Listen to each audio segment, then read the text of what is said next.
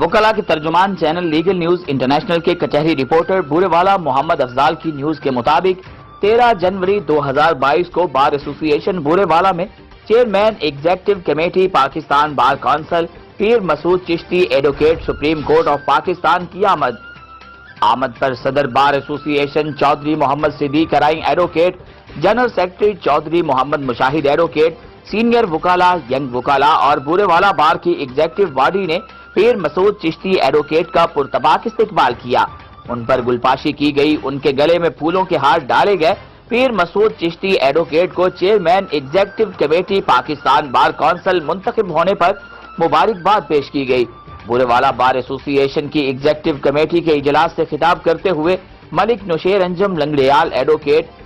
سردار Sajid Farid Dogar advocate, مار طاہر امجد advocate, Javed شاہین advocate, صدر بار چودھری محمد صدیق advocate, general secretary Chaudhry Muhammad Mushahid advocate, میاں افتخار علی صابر ایڈوکیٹ، ہمایوں شکیل چیمہ ایڈوکیٹ، ملک محمد فیاض ایڈوکیٹ اور حاجی آصف رفیق ارائیں ایڈوکیٹ نے بورے والا بار ایسوسی ایشن کے لیے پیر مسعود چشتی ایڈوکیٹ کی خدمات کو سراہا اور Pir Masood Chishti chairman Pakistan bar council سے بورے والا بار ایسوسی ایشن کی فلاح و بہبود کے لیے اپنا رول پلے کرنے کی اپیل کی گئی۔